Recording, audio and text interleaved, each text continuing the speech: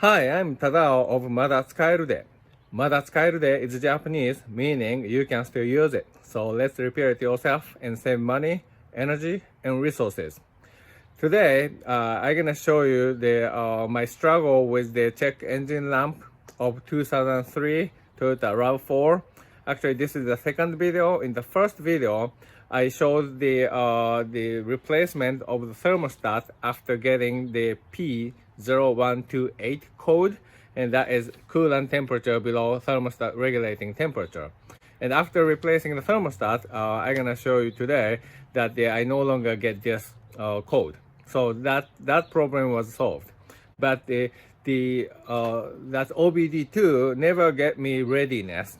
So as I drove that for a while, now I got the new code that's P0420 and P0430. Those are the catalyst system efficiency below threshold, both bank 1 and bank 2. And this could be caused by the bad catalyst, but I thought it's more like the sensor problem. So the oxygen sensor and the air fuel sensors are not really working well. And also the sensors are much cheaper than the catalyst. So I decided to change the sensors first and see what happens.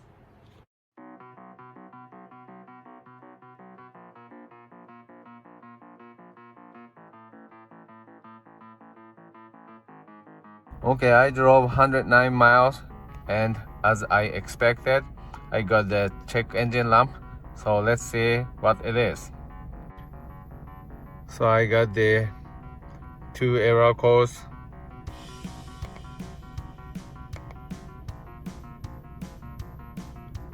And it's a catalyst system as I expected. 2 of them, and this is pending. And let's see the readiness. Interesting. So catalyst get ready. I don't know if check engine lamps on, then the readiness might reset. I'm not sure. And the evapor is not ready yet.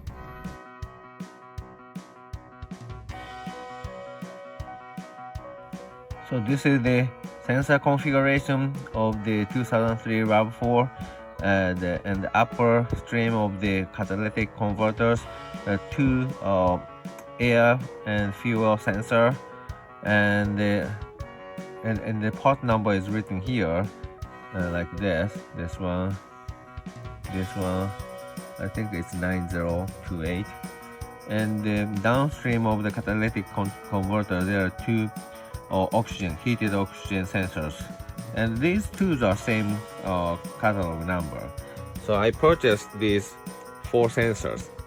Also, the oxygen sensors, to unscrew and tighten or replace the sensors, you need a special tool because of the wire. You cannot really disconnect the wire, so you need this kind of socket.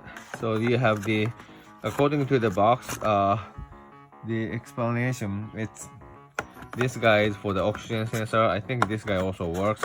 This is 22mm socket with a slit, so you can actually have the wire in the slit so that you can just unscrew and screw without disconnecting the wire. So I'm gonna replace this. Okay, I'm gonna start with the top one.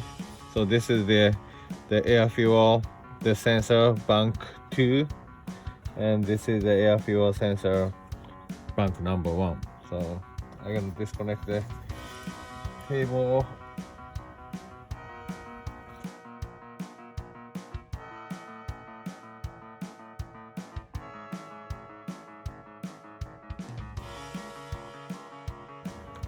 So this is the new sensor. So I'm gonna use the anti-seize, the grease on the threads.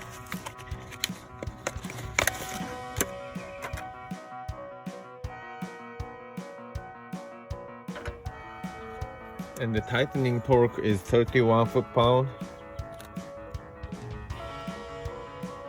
Okay, I said the 31 foot-pound.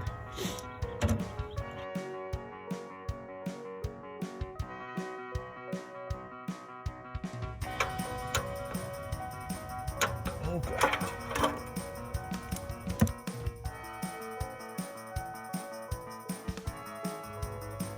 One down. Second one is this one.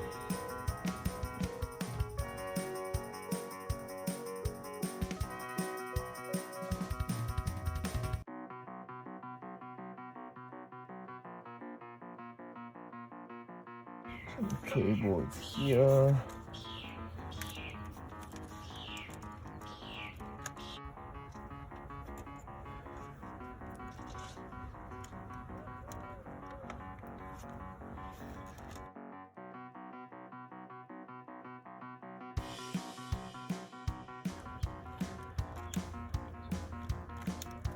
Okay, here we go. So there is the notch here, and it's internal pin, so it took time to remove it. White color.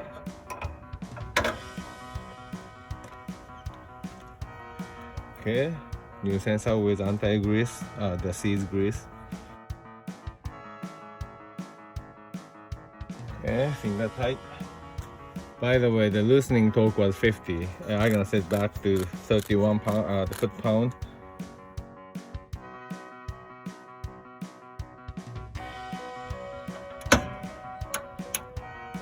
Alright, 31 foot-pound. Okay, and connect the cable. Nice. Alright, two sensors are done. So I'm gonna go underneath the car and the two oxygen sensor. So it looks like to access the bottom sensor, I have to remove this plastic cover. So I'm gonna do that.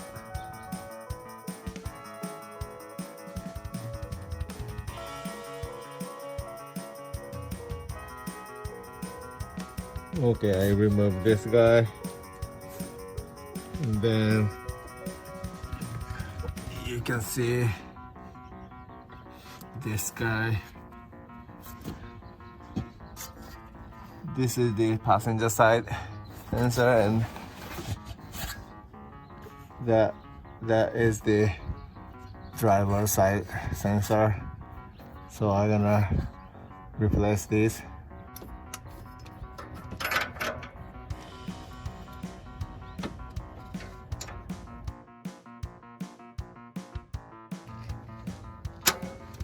Okay.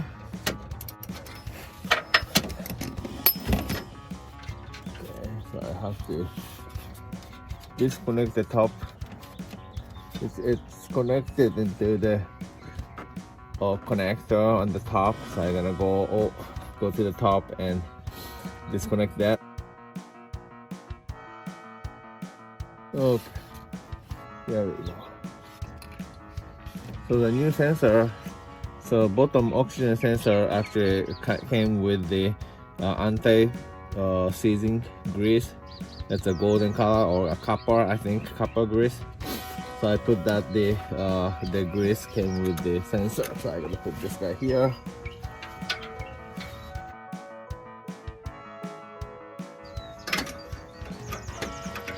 And tighten this at 31 foot-pound.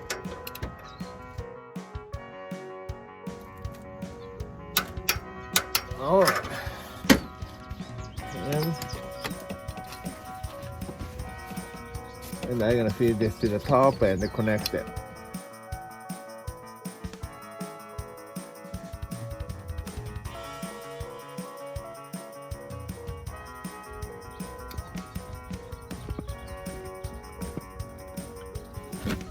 Okay, this is the last one. This might be tough. I might need the offset one.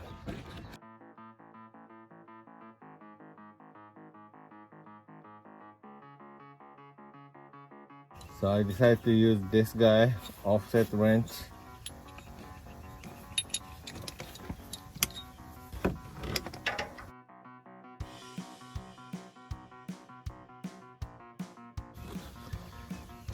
Okay.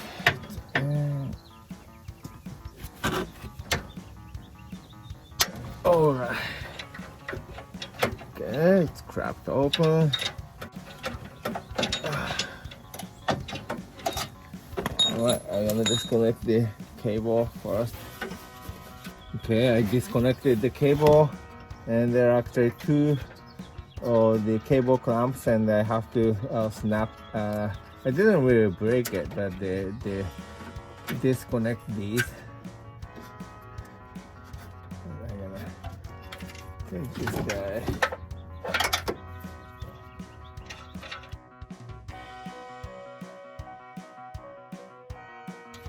Okay, there we go. Okay, same thing. The anti-grease is put on the threads, and I restored the cable clamps. And this time I'm gonna drop the sensor from the top so that I don't need to feed the cables from down to the top.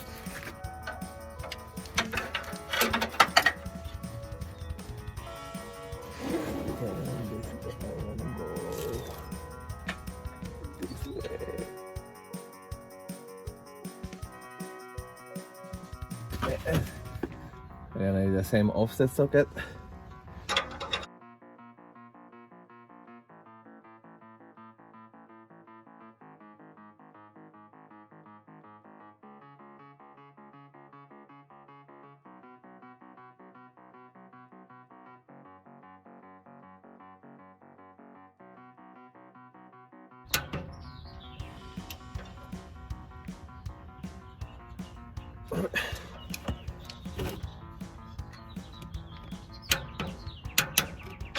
Okay. So this guy, obviously, this guy was the hardest one because of the limited access. I don't want to remove this plate, metal plate. So because of that, I had to use the offset socket rather than the ordinary socket. So all sensors were replaced and all the cables were connected. So I'm gonna put back that plastic cover.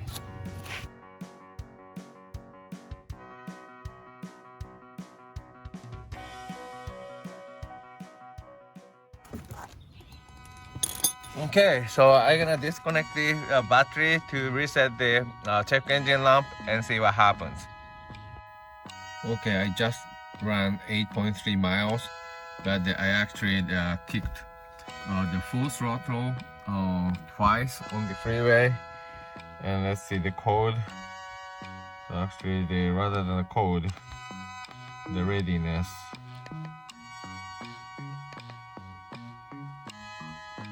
So catalytic is not ready, but the evapor is ready. Great. So I just need to ram a little bit more to turn the catalytic converter readiness. So I drove about 665 miles, and I was trying to get the readiness for the catalytic converter, but still I don't get it. So something is going wrong. And today, when I read this guy, I got this pending code P0171. So it was going without any code, any pending code for about 600 miles. So I think I'm gonna stop this video here, and I solved the previous problem, but I think there is another problem popped out, that is this code, and the reason why I couldn't get the catalyst readiness even after 500 miles of drive could be because of this. So I'll look into it and then make another video. Thank you for watching. Bye.